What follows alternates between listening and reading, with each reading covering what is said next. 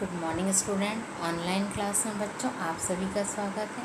मैं अल्पना सोनी आपको व्याकरण में विशेषण पाठ पढ़ाने जा रही हूँ।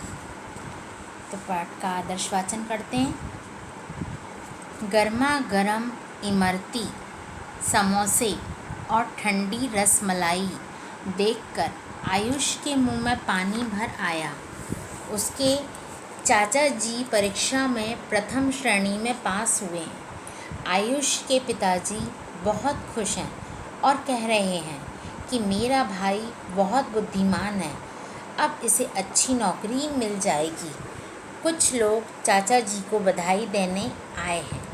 इन वाक्यों में गर्मा गर्म इमरती और समोसे के, ठंडी रसमलाई के, उसके चाचा जी के, प्रथम श्रेणी के, बहुत खुश के, मेरा भाई के, बुद्धिमान, इस तरह से जो शब्द दिए हैं, जो गुलाबी रंग में लिखे हुए हैं, ये विशेषण शब्द हैं। कुछ लोग के बारे में ये कुछ कह रहे हैं और ये सभी संज्ञा शब्द की विशेषता बता रहे हैं, इसलिए ये विशेषण शब्द हैं। संज्ञा या सर्वनाम की विशेषता बताने वाले शब्द को हम विशेषण कहते हैं। विशेषण शब्द जिस संज्ञा या सर्वनाम की विशेषता बताते हैं उन्हें विशेष्य कहते हैं। यानी जिसके बारे में बात की जा रही है उसे विशेष्य कहते हैं और उसकी विशेषता जो बता रहा है वो शब्द विशेषण कहलाएगा। अब हम देखते हैं कुछ उदाहरण के द्वारा कि हम कैसे विशेषण और विशेष्य को पहचानेंगे। जैसे हमने कहा गर्मा गर्म समोसे, तो हम समोसे के बारे में बात कर रहे हैं तो वो विशेष्य है, और गर्मा गर्म वो उसका विशेषण यानी उसकी विशेषता बता रहा है। इसी तरह से हम देख सकते हैं खुश, बहुत खुश, खुश शब्द है विशेष्य क्योंकि उसके बारे में बात हो रही है, और बहुत यानी वो उसकी विशेषता बता रहा है। तो इस तरह से हम देख सकते हैं कि विशेषण और विशेष्य। अब हम देखेंगे विशेषण के भेद, जिन्हें हम प्रकार भी कहते हैं। यहाँ पर चित्र के द्वारा दिखाया गया है कि विशेषण के 4 भेद हैं: गुणवाचक, संख्यावाचक, परिमाणवाचक, संकेतवाचक, या हम इसे सार्वनामिक विशेषण भी कहते हैं। तो हम देखते हैं पहला भेद, गुणवाचक विशेषण।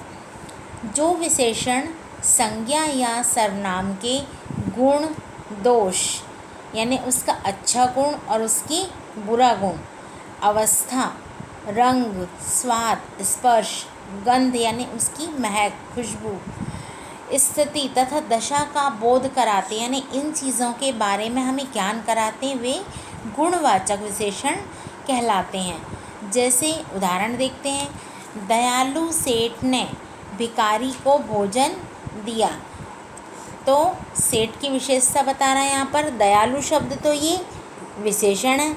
भारतीय जवानों की वीरता को सब जानते हैं।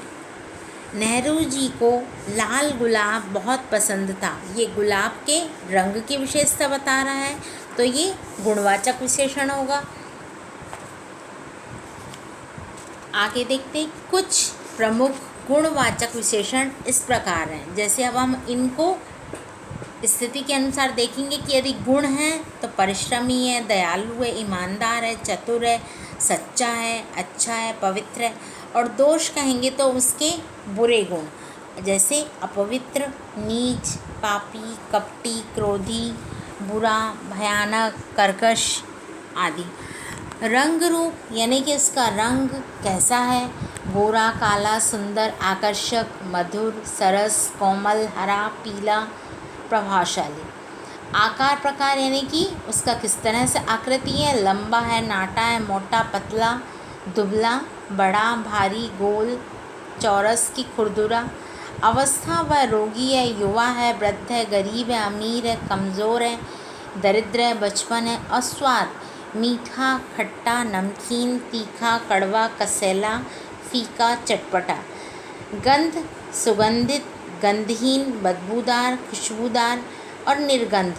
स्पर्श यानी कठोर है, खुरदुरा है, नरम है, चिकना है, गीला है, सूखा, गर्म, ठंडा। यानी इस तरह से वाक्य में हमें यदि इनमें से कोई भी विशेषण नज़र आते हैं तो वे गुणवाचक विशेषण में ही जाने जाएंगे। अब हम देखते हैं दूसरा संख्यावाचक विशेषण।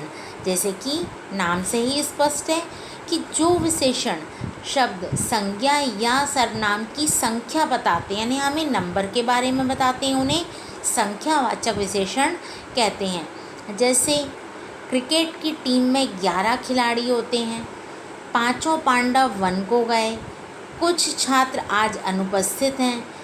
तो यहाँ पर हमने कुछ उदाहरण देखे, कुछ वाक्यों में निश्चित नंबर दे रहा है और कुछ में अनिश्चित नंबर है, जैसे कुछ, बहुत। इस तरह से हम देखेंगे कि संख्यावाचक विशेषण के भी दो भेद होते हैं।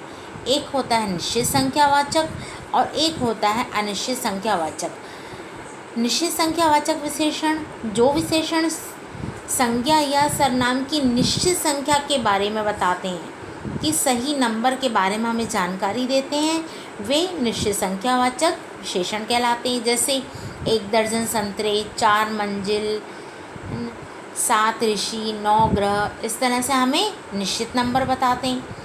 अनिश्चित संख्यावाचक विशेषण जो विशेषण संज्ञा या सर्वनाम की निश्चित संख्या का ज्ञान नहीं कराते, वे अनिश्चित संख्यावाचक विशेषण कहलाते हैं। जैसे कुछ महीने, अनेक वर्ष, सारे फल, थोड़ी पुस्तकें।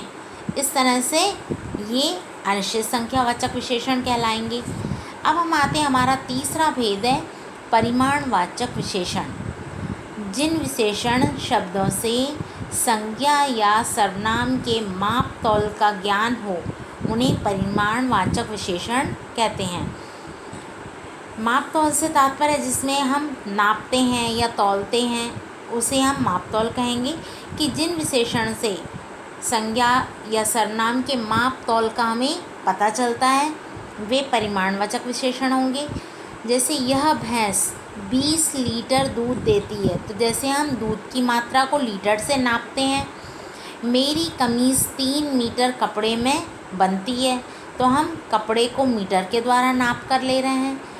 चाय में थोड़ा दूध और डाल दीजिए, तुम्हें रोज़ कुछ फल खाने चाहिए। तो इन वाक्यों से हमें पता चलता है कि इसमें भी दो भेद होते हैं, एक निश्चित परिमाण होगा और एक अनिश्चित परिमाणवाचक। क्योंकि निश्चित परिमाणवाचक में भी हमें यहाँ पर निश्चित संख्या के बारे में पता चलेगा, निश्चित नापतोल के बारे में। जो विशेषण संज्ञा या सर्वनाम की निश्चित मात्रा और तौल संबंधी विशेषता के बारे में बताते हैं, उन्हें निश्चित परिमाणवाचक विशेषण कहते हैं। जैसे 10 किलो आटा, 4 लीटर पेट्रोल, 5 किलो घी, 8 मीटर कपड़ा। इस तरह से हमें निश्चित मापतौल बता रहा है। अनिश्चित परिमाणवाचक विशेषण जिन विशेषण शब्दों से संज्ञा या सर्वनाम की निश्चित मात्रा का पता नहीं चलता, उन्हें अनिश्चित परिमाणवाचक विशेषण कहते हैं। जैसे बहुत से रुपए, थोड़ा दूध, पर्याप्त पानी, कुछ तेल, थोड़ी दाल। ऐसे हम कई वाक्यों में अनिश्चित परिमाणवाचक विशेषण का भी प्रयोग करते हैं। अब हम देखेंगे चौथा भेद, जिसे हम संकेतवाचक भी कहते हैं और इसे सार्वनामिक विशेषण भी कहते हैं। जब सर्वनाम शब्द संज्ञा शब्द से पहले लगकर उनकी ओर संकेत करते हैं, तो उन्हें संकेतवाचक विशेषण या सार्वनामिक विशेषण कहते हैं। जैसे हम यहाँ उदाहरण देख सकते हैं कि वह विद्यालय बहुत प्रसिद्ध है, यानी पहले संज्ञा वर्ड से पहले सर्वनाम शब्द आ रहा है, वह हमें यहाँ पर संकेत दे रहा है कि सार्वनामिक विशेषण है। जैसे वह विद्यालय बहुत प्रसिद्ध है, तो विद्यालय संज्ञा है और उसके आगे हमने वह सर्वनाम लगाया है। इस बालक को खाना खिला दो, बालक भी जातिवाचक संज्ञा है और उसके आगे हमने इस सर्वनाम शब्द का प्रयोग किया। कौन लोग आए हैं, यानी लोग भी संज्ञा वर्ड है और उसके आगे हमने ये संकेतवाचक शब्द का प्रयोग किया है जो कि विशेषण है। तो इस तरह से हम देख सकते हैं कि हम जब भी संज्ञा शब्द के आगे सर्वनाम शब्द लिखकर वाक्य का प्रयोग करते हैं तो वे यहाँ पर संकेतवाचक या सार्वनामिक विशेषण होते हैं। अब हम देखेंगे विशेषणों में अंतर कि कैसे हम इस अंतर को समझ सकते हैं, जैसे संख्यावाचक और परिमाणवाचक, क्योंकि दोनों में ही संख्या आती है लेकिन इन दोनों में भी अंतर है। संख्यावाचक विशेषण से संज्ञा या सर्वनाम की गिनती या संख्या का पता चलता है, जबकि परिमाणवाचक विशेषण में संज्ञा या सर्वनाम की माप तौल के बारे में बताते हैं, हम उसकी नाप या तौल के बारे में ज्ञान बताते हैं। ये विशेषण वस्तु की मात्रा या नाप तौल के बारे में बताते हैं। जैसे संख्यावाचक में, जैसे हमने कहा मुझे कुछ पुस्तकें खरीदनी हैं, या हम कह सकते हैं कि विद्यालय के 11 छात्र भ्रमण पर गए हैं यानी घूमने गए हैं। और वहीं परिमाणवाचक में कहेंगे शीशी में कुछ तेल डाल दो, तेल की मात्रा निश्चित नहीं है, कुछ तेल कहा गया है। हमने भंडारे के लिए 11 किलो आटा खरीदा, यहाँ पर नंबर तो आ रहा है 11 किलो, लेकिन ये आटे को हम 1 2 इस तरह से नहीं गिन सकते, आटे को भी हम तौल कर लेते हैं 1 किलो 2 किलो, इस तरह से ये परिमाणवाचक में ही गिना जाएगा। तो इस तरह से हमने यहाँ पर देखा संख्यावाचक और परिमाणवाचक में भी पर्याप्त यहाँ पर हमें अंतर दिखाई दे रहा है। अब हम देखेंगे सर्वनाम और सार्वनामिक विशेषण में अंतर। सर्वनाम का प्रयोग संज्ञा के स्थान पर किया जाता है। सर्वनाम शब्द जब संज्ञा से पहले लगकर उनकी ओर संकेत करते हैं तो वे सार्वनामिक या संकेतवाचक विशेषण कहलाते हैं। जैसे हम सर्वनाम में देखेंगे वह घर जा रहा है, यानी हमने यहाँ पर किसी का नाम नहीं लिया है पर हमने सर्वनाम शब्द का प्रयोग किया कि वह घर जा रहा है। अब हम सार्वनामिक विशेषण कहेंगे कि वह पेड़ दादी माँ ने लगाया था, यानी पेड़ जातिवाचक संज्ञा हुई और पेड़ के आगे हमने सर्वनाम शब्द का प्रयोग किया है वह, तो ये सार्वनामिक विशेषण कहलाएगा। जैसे सर्वनाम में हमने कहा कोई दरवाज़ा खटखटा रहा है, तो ये एक कोई शब्द सर्वनाम है, लेकिन हम सार्वनामिक में लगता है छत पर कोई आदमी चल रहा है, तो यह यहाँ पर सार्वनामिक विशेषण का प्रयोग हुआ है।